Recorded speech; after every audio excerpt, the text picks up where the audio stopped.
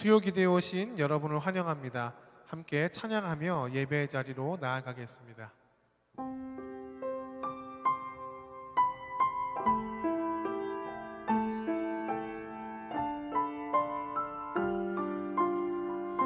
아무것도 두려워 말라. 아무것도 두려워 말라. 주 나의 하나님이 지켜주시네. 놀라지 마라. 겁내지 마라. 주님 나를 지켜주시네. 한 번 더 고백합니다. 아무것도 두려워 말라. 주 나의 하나님이 지켜주시네. 놀라지 마라. 겁내지 마라. 주님 나를 지켜주시네. 내 맘에 힘에 겨워 내 맘에 힘에 겨워 지칠지라도 주님 나를 지켜주시네. 세상의 험한 풍파 몰아칠 때도 주님 나를 지켜주시네. 주님은 나의 산성, 주님은 나의 요새, 주님은 나의 소망, 나의 힘이 되신 여호와. 아무것도 두려워 말라. 아무것도 두려워 말라. 주 나의 하나님이 지켜주시네. 놀라지 마라. 겁내지 마라. 주님 나를 지켜주시네. 내 맘에 힘에 겨워 내 맘에 힘에 겨워 지칠지라도 주님 나를 지켜주시네. 세상의 험한 풍파 몰아칠 때도 주님 나를 지켜주시네. 주님은 나의 산성, 주님은 나의 요새, 주님은 나의 소망, 나의 힘이 되신 여호와.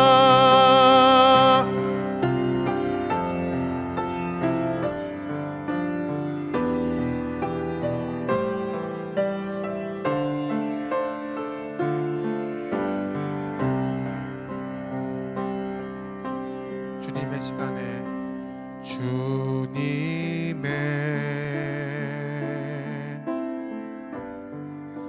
시간에 그의 뜻 이루어지리 기다려.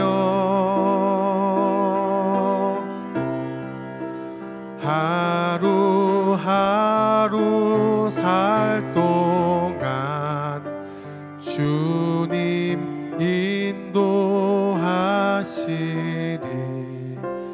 주 뜻 이룰 때까지 기다려 그때를 기다려 그때를. 그의 뜻 이루어지리 기다려. 기다려 주의 뜻 이뤄질 때 우리들의 모든 것 아름답게 변하리. 기다려. 한 번 더 고백합니다. 주님의 시간에, 주님의 시간에 그의 뜻 이뤄지길 기다려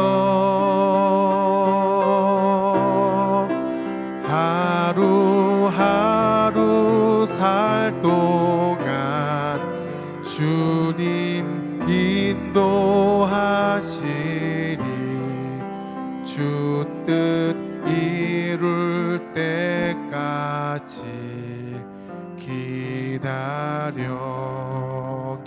그때를 기다려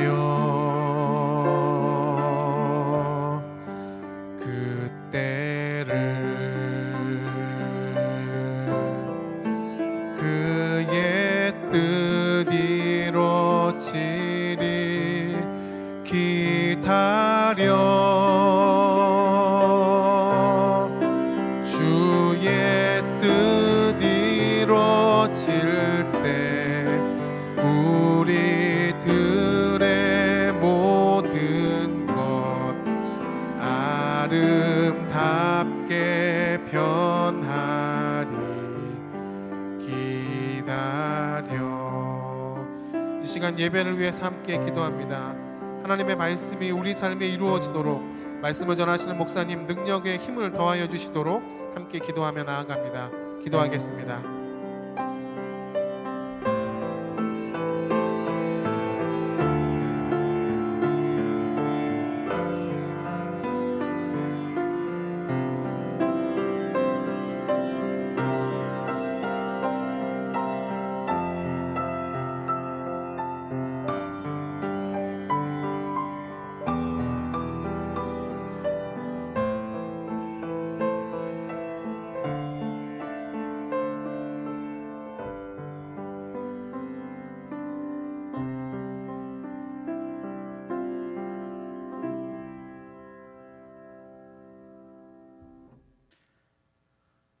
오늘 우리에게 주시는 하나님의 말씀은 열왕기상 8장 1절부터 21절까지의 말씀입니다. 구약성경 523면 열왕기상 8장 1절부터 21절까지의 말씀입니다. 열왕기상 8장 1절부터 21절까지의 말씀을 제가 읽겠습니다. 이에 솔로몬이 여호와의 언약궤를 다윗성 곧 시온에서 메어 올리고자 하여 이스라엘 장로와 모든 지파의 우두머리 곧 이스라엘 자손의 족장들을 예루살렘에 있는 자기에게로 소집하니 이스라엘 모든 사람이 다 에다니멀 곧 일곱째 달 절기에 솔로몬 왕에게 모이고 이스라엘 장로들이 다 이름에 제사장들이 궤를 매니라. 여호와의 궤와 회막과 성막 안에 모든 거룩한 기구들을 메고 올라가되 제사장과 레위 사람들이 그것들을 메고 올라가매 솔로몬 왕과 그 앞에 모인 이스라엘 회중이 그와 함께 그 궤 앞에 있어 양과 소로 제사를 지냈으며 그 수가 많아 기록할 수도 없고 셀 수도 없었더라. 제사장들이 여호와의 언약궤를 그 처소로 메어 드렸으니 곧 성전의 내소인 지성소 그룹들의 날개 아래라. 그룹들이 그 궤 처소 위에서 날개를 펴서 궤와 그 채를 덮었는데 채가 길므로 채 끝이 내소 앞 성소에서 보이나 밖에서는 보이지 아니하며 그 채는 오늘까지 그곳에 있으며 그 궤 안에는 두 돌판 외에 아무것도 없으니 이것은 이스라엘 자손이 애굽 땅에서 나온 후 여호와께서 저희와 언약을 맺으실 때에 모세가 호렙에서 그 안에 넣은 것이더라. 제사장이 성소에서 나올 때에 구름이 여호와의 성전에 가득함에 제사장이 그 구름으로 말미암아 능히 서서 섬기지 못하였으니 이는 여호와의 영광이 여호와의 성전에 가득함이었더라. 그때 솔로몬이 이르되 여호와께서 캄캄한 데 계시겠다 말씀하셨사오나 내가 참으로 주를 위하여 계실 성전을 건축하였사오니 주께서 영원히 계실 처소로소이다 하고 얼굴을 돌이켜 이스라엘의 온 회중을 위하여 축복하니 그때에 이스라엘의 온 회중이 서 있더라. 왕이 이르되 이스라엘의 하나님 여호와를 송축할지로다.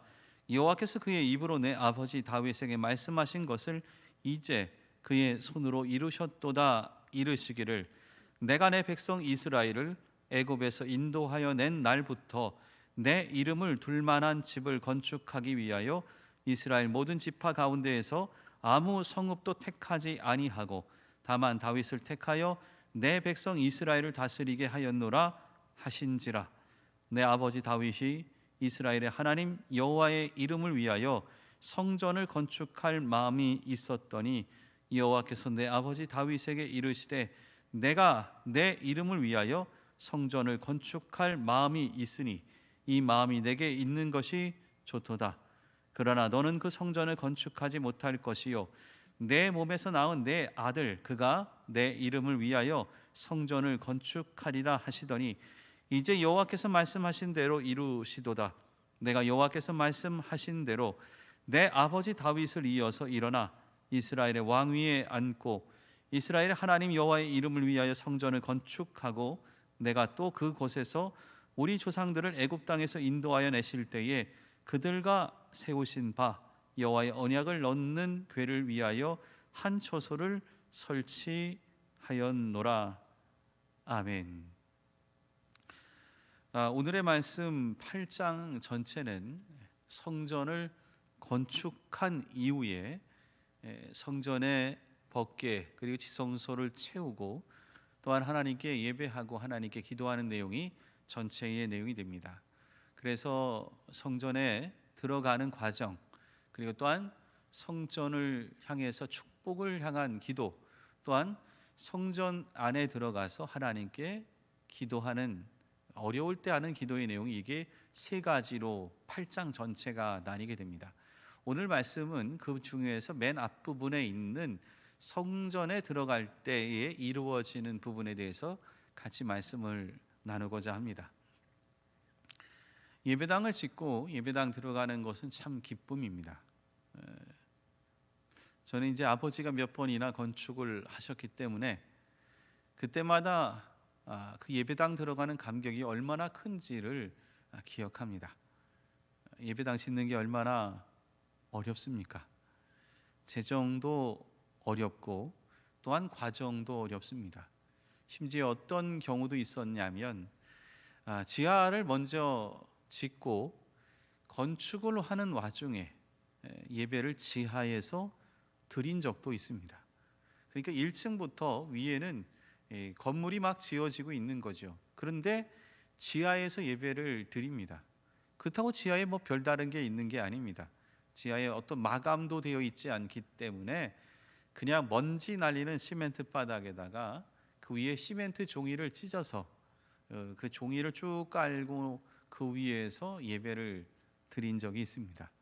꽤 오랫동안 드렸습니다. 강대상이라고 해봤자 그냥 간단한 찬양대 지휘자 정도 되는 그런 강대상 위에서 예배를 드렸습니다. 전기가 들어오지 않으니까 마이크 또는 음향 시설이 전혀 없습니다. 그냥 드린 거죠. 음악이 필요한데 음악 할 수 없으니까 어떻게 하냐면 풍금 하나 갖다 놓고 예배 드렸습니다. 사람들이 예배 드릴 때 움직이면 안 됩니다. 처음에는 그냥 다 서서 예배 드렸고 조금 시간 지나서는 뭐 몇 개 좀 앉을 만한 거 갖다 놓고 예배 드렸고 대부분은 서서 예배 드렸습니다. 그런데도 좋았습니다. 정말 이렇게 예배당 안에서 드릴 수 있다라는 것.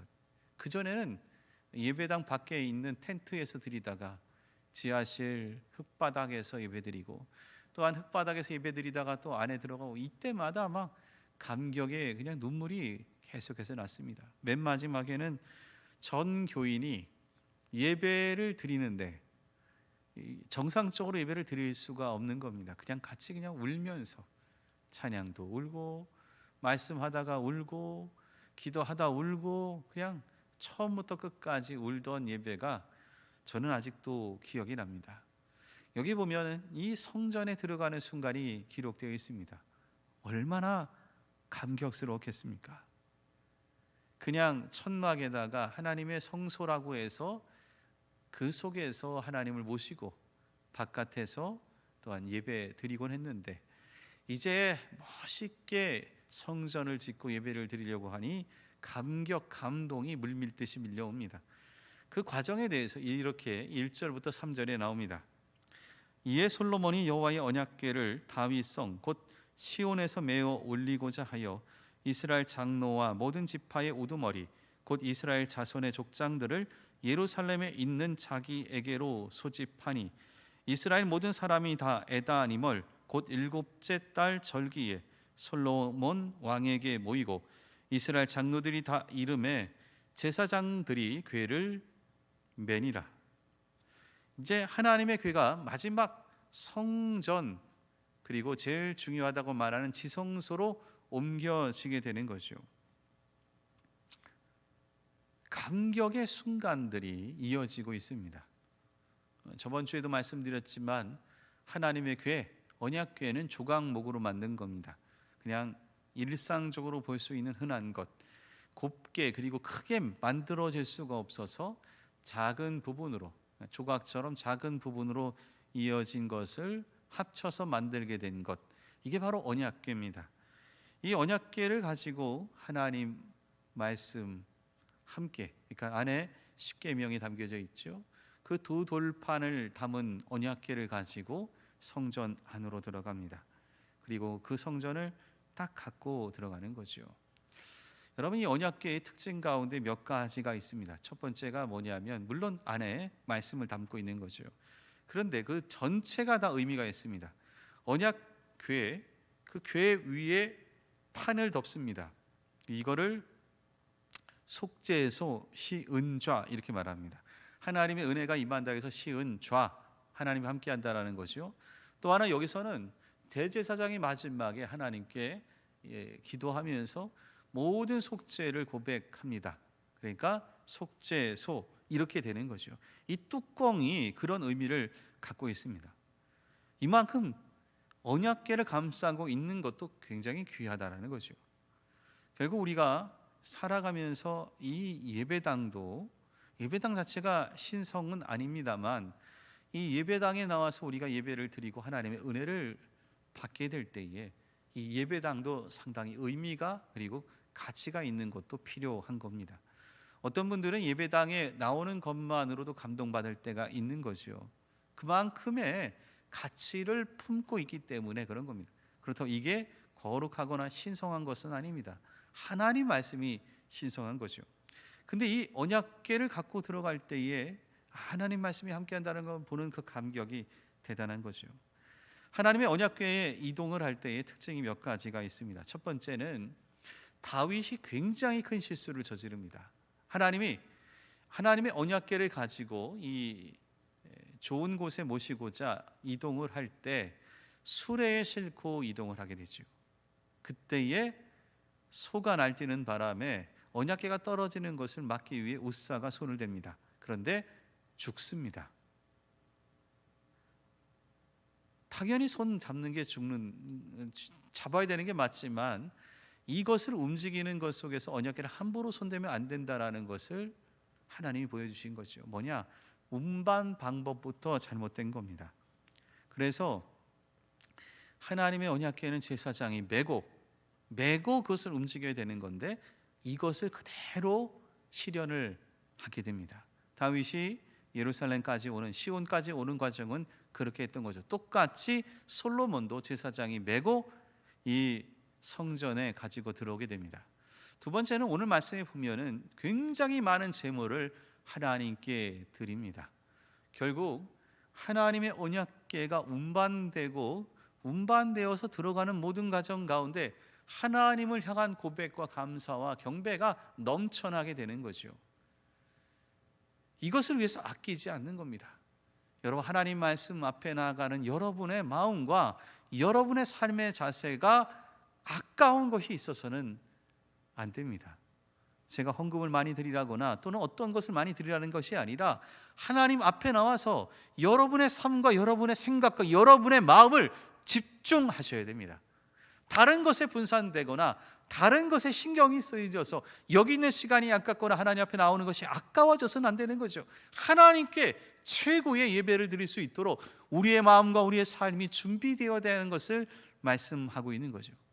정말 여러분들은 최고의 예배를 드리고 있습니까? 하나님께 최선의 것을 다하고 있습니까? 예배 드릴 때마다 하나님께 내 마음을 가장 기쁘게 드리고 있습니까? 이것이 우리의 예배를 향한 자세가 되어야 되는 겁니다. 여기 보면 5절에 이렇게 나옵니다. 솔로몬 왕과 그 앞에 모인 이스라엘 회중이 그와 함께 그 교회 앞에 있어 양과 소로 제사를 지냈으니 그 수가 많아 기록할 수도 없고 셀 수도 없었더라. 5절이죠. 제가 말씀드렸죠. 너무나도 많은 재물을 갖고 하나님께 드렸습니다. 똑같습니다. 여러분, 이것이 바로 우리의 예배의 자세가 됩니다. 또 하나, 이것을 가지고 또한 이 모습 속에 나눠야 될 것은 무엇이냐? 바로 성령의 충만함을 경험하는 그런 모습의 예배가 되어야 됩니다. 바로 무엇이냐면 이 궤를 딱 움직여서 갖다 놓을 때 그룹이 지성소 전체를 딱 감싸고 있는 것처럼 장식을 했습니다. 뭐냐? 하나님의 임재가 이 방을 꽉 채운다라고 표현한 겁니다. 결국에 우리의 예배는 성령의 충만함으로 가득 차 있는가 아닌가, 이것을 가지고 우리가 가늠할 수 있어야 됩니다. 법궤를 옮기는 많은 것을 가지고 하나님이 정하신 방법대로, 다윗이 하나님 정하신 방법대로 했듯이 솔로몬도 했던 것처럼, 첫 번째죠. 두 번째는 하나님께 가장 최선의 예배를 드리고 있는가. 세 번째는 성령의 충만함을 가득 느끼고 있는가. 이 세 가지가 하나님께 나가는 우리의 자세가 되어야 되는 거죠. 정말 하나님의 방법대로 하나님께 예배 드리고 있습니까? 내가 원하는 대로 내 방법대로 드리는 것 아닙니까? 정말 최선을 다해서 하나님께 예배 드리고 있습니까? 아니면 아깝고 생각나고 주의 집중 다 잃어버리면서 예배 드리고 있습니까? 세 번째는 성령의 충만함, 성령의 그늘 아래 여러분들이 예배 드리십니까? 정말 하나님이 이곳에 함께 한다는 것, 가득 채웠다라는 것, 이것을 경험해야 우리는 하나님께 영광을 돌리며 나갈 수 있게 되는 거죠. 여러분, 이렇게 예배드리자 나타나는 현상이 일어나게 됩니다. 이게 바로 10절입니다. 그리고 11절 말씀입니다. 10절과 11절 말씀을 제가 읽습니다.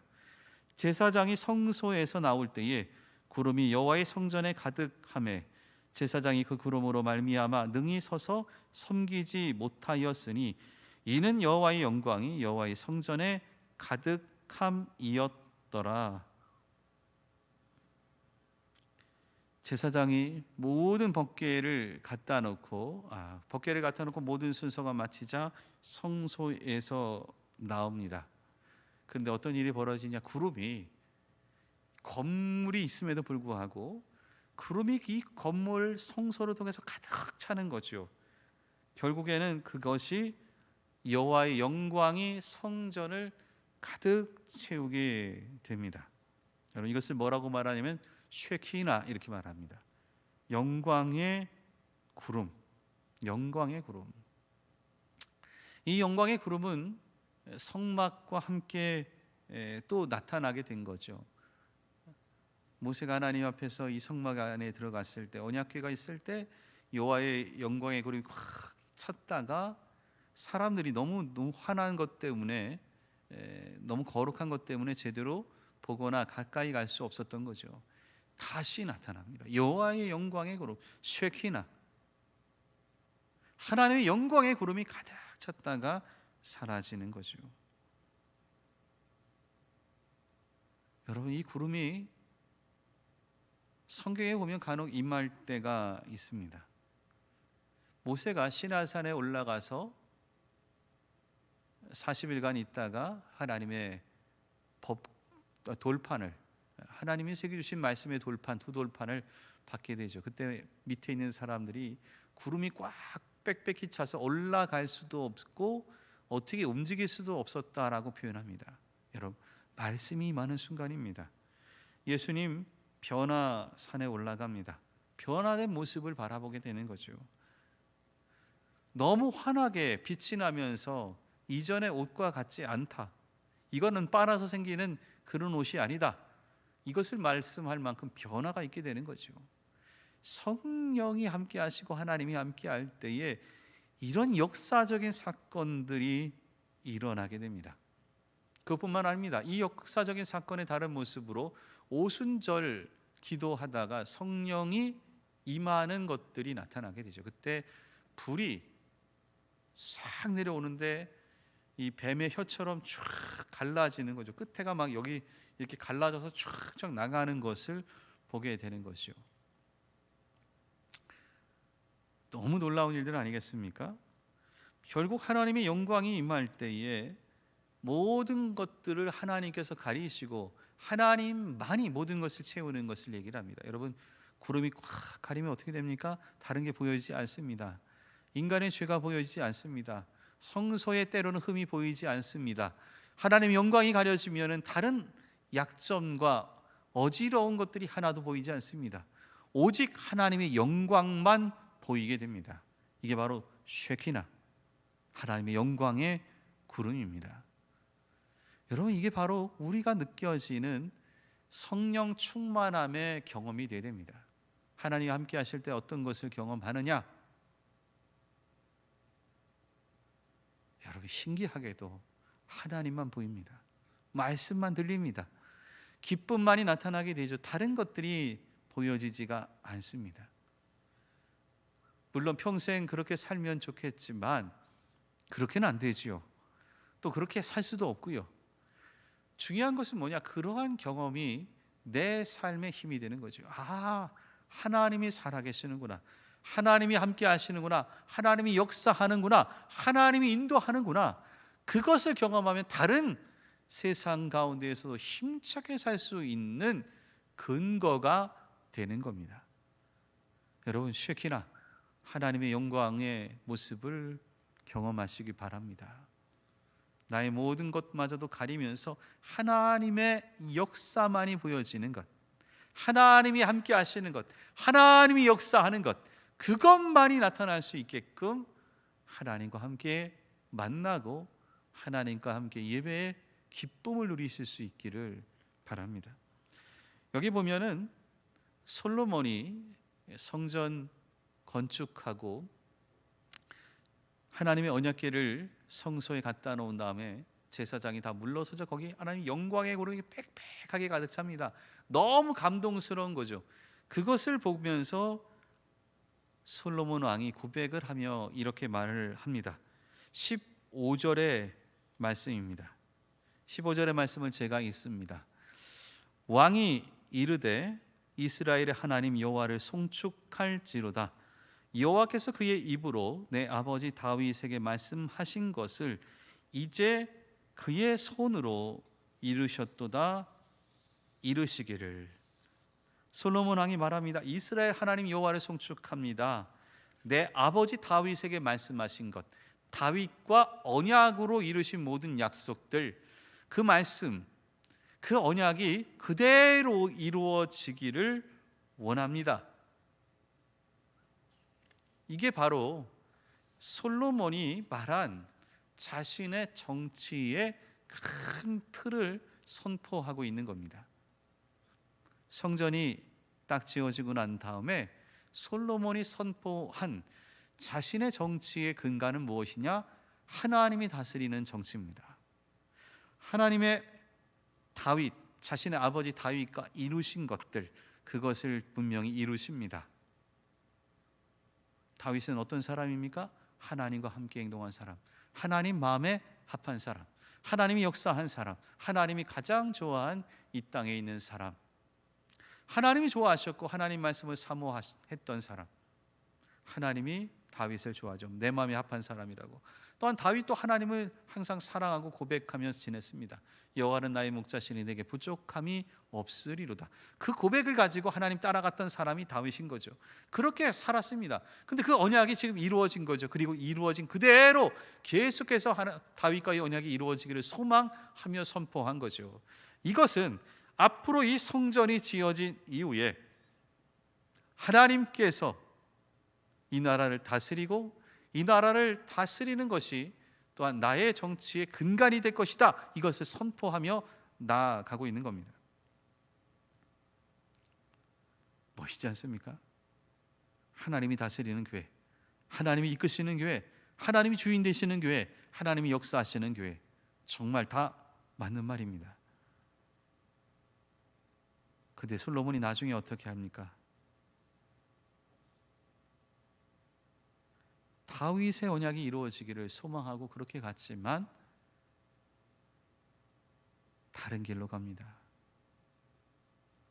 하나님이 다윗에게 언약하셨던 것 중에 하나님과 더 가까이 가는 것에 대해서는 잊어버리고 왕권만 계속 이어질 것만 생각한 거죠.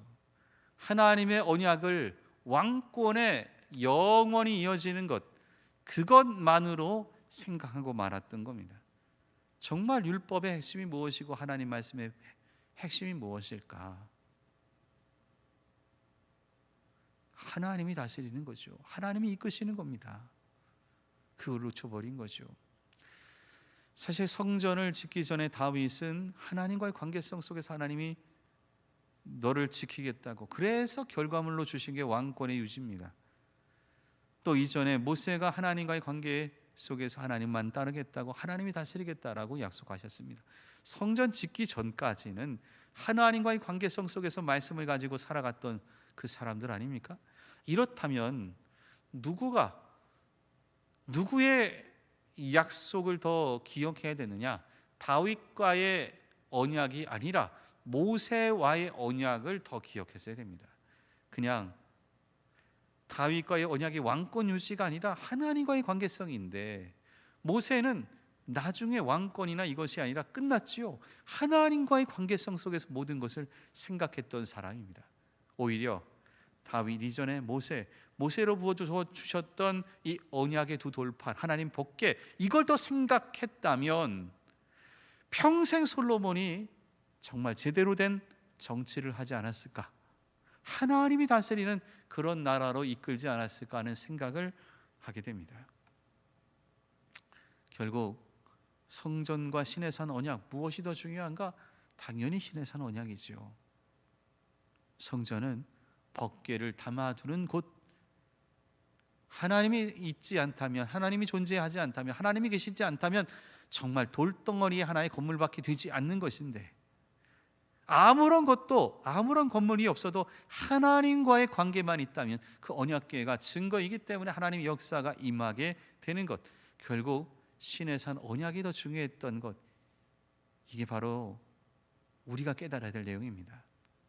여러분, 하나님과의 관계를 잃어버린 언약, 끝입니다. 하나님과의 관계가 사라진 축복, 그것도 끝인 거죠. 지금은 어느 정도 효용이 있을 수는 있으나 끝까지 유지되지 않는다라는 것을 우리는 항상 깨달아야 됩니다. 결국에는 어떠한 말씀 또한 어떠한 회개가 있더라도 우리에게는 한계는 인간의 한계입니다. 하나님이 나를 붙잡아 주셔야, 하나님이 나를 도와주셔야 그 다음의 길로 더 귀하게 나아갈 수 있다라는 것을 우리는 생각해야 됩니다. 솔로몬 성전을 딱 짓고 나자마자 흐뭇했습니다. 이제는 하나님이 다스리는 나라가 되겠구나. 한마디로 신정 정치를 할 수 있겠구나. 하나님이 역사할 수 있겠구나. 이 생각을 하게 된 거죠. 결국 성전은 하나님의 임재와 하나님의 언약의 상징이면서도 솔로몬에게 있어서 성전은 잘못된 길로 가게 되는 첫 출발점이 여기에 있습니다. 솔로몬은 다윗을 통해서 주신 하나님의 언약을 이룹니다. 하나님의 축복도 받습니다. 그리고 성전을 짓고 난 다음에 오만과 교만의 독선으로, 그리고 종교적인 독선으로 빠져들고 있는 것을 보게 됩니다. 여러분, 어려울 때 종교적 독선을 가진 사람 없습니다. 교회가 조금 더 안정되고 교회 건물이 세워지면서 거기에 꼭 종교적 독선을 갖고 있는 사람들이 생겨나게 되는 거죠. 정말 하나님 말씀으로 나아갔다면 어떻게 되었을까? 끝까지 하나님 붙들고 나아갔다면 어떻게 되었을까? 끝까지 모세의 언약과 다윗의 언약을 끝까지 붙들고 이 예배당에 나와서 예배를 드릴 수 있었다면 어땠을까?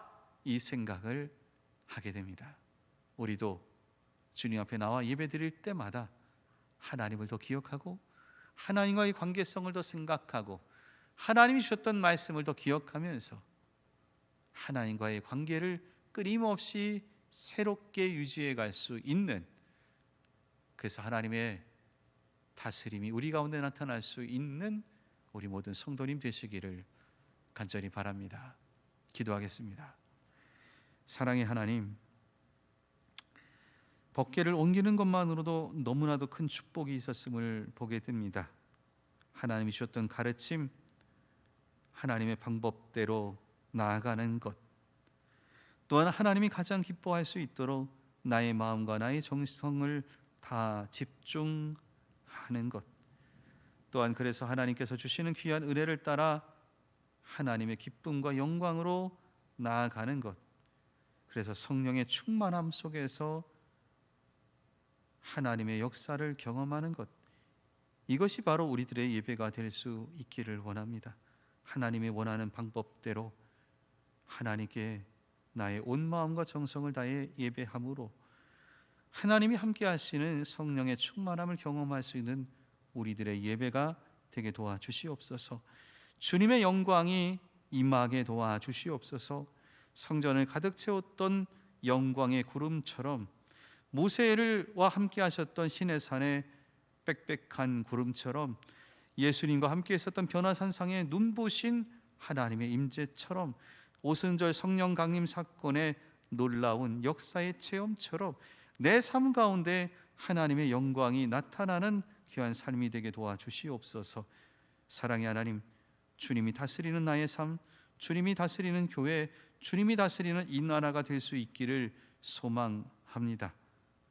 독선과 하집에 빠진 것이 아니라 내가 좋아하는 것만 해석해서 받아들이는 하나님만의, 그리고 나만의 약속이 아니라 하나님과의 관계성 살아있는 것 속에서 주님이 원하는 모든 것들을 다 받아들이는 주님의 약속이 이루어지는 우리의 삶, 우리의 교회, 우리의 나라가 되게 도와주시옵소서. 정말 주님이 이끄시는 귀한 나라, 귀한 교회, 귀한 나의 모습이 되어 주님 더 기뻐하는 삶으로 나아갈 수 있게 도와주시옵소서. 이제는 우리 주 예수 그리스도의 은혜와 하나님 아버지의 그 크신 사랑하심과 성령의 교통하심이 머리 숙인 하나님의 귀한 백성들 머리 위에, 이 나라 위에, 그리고 교회의 복된 미래 위에, 우리 교인들이 가장 아파하는 삶의 현장, 가정과 산업, 그리고 미래 위에 영원히 함께하옵시기를 간절히 축원하옵나이다. 아멘.